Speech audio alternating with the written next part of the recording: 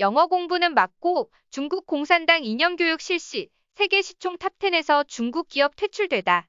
중국 정부가 잇따라 자국 대기업을 대상으로 규제 압박을 강화하면서 기업 주가가 연일 폭락하자 전 세계 시가총액 상위권 목록에서 중국 기업이 모두 퇴출된 것으로 나타났습니다. 중국 기업 중 가장 큰 규모의 시가총액을 자랑했던 텐센트가 주가 하락 여파로 인해 글로벌 기업 시가총액 탑10 목록에서 제외됐습니다. 텐센트는 시가총액 5,520억 달러로 11위를 기록했습니다. 텐센트의 탑10 목록 퇴출로 지난 2017년 이후 처음으로 시가총액 상위 10개 목록의 단 한 곳에 중국 기업도 오르지 못하게 됐습니다. 이는 중국 정부의 규제 여파로 주요 대기업들의 주가가 연일 하락하고 있는 것이 영향을 미친 것으로 분석됩니다.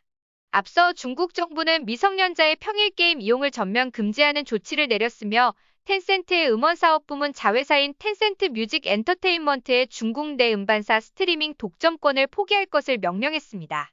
게임과 엔터테인먼트 사업이 텐센트의 주요 수익원이었다는 점을 감안하면 정부의 이 같은 조치가 텐센트에 큰 타격이 될 수밖에 없다는 해석이 나옵니다.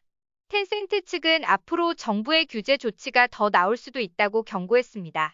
올 1월 텐센트가 시가총액 고점을 기록한 이후 지금까지 30% 하락하면서 3,900억 달러에 달하는 시가총액이 증발했습니다.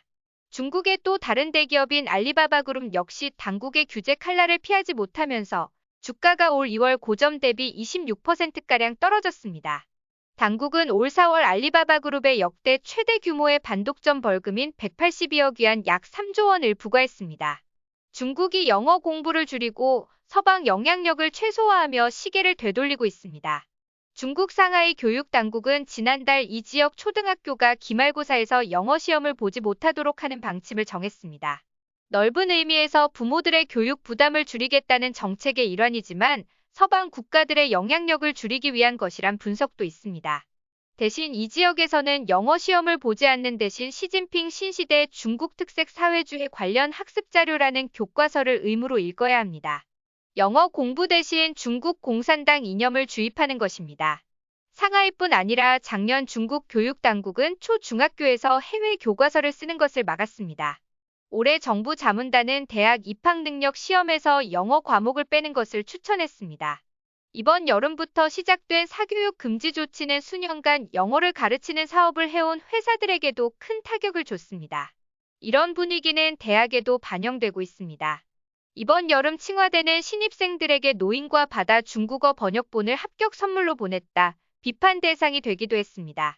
편지에 칭화대 총장은 학생들이 용기와 인내를 배우기를 원한다고 썼으나 일부 소셜미디어에선 왜 중국이 아니라 미국 작품을 택했냐는 글이 올라왔습니다. 오늘 준비한 소식은 여기까지입니다. 끝까지 시청해주셔서 감사합니다.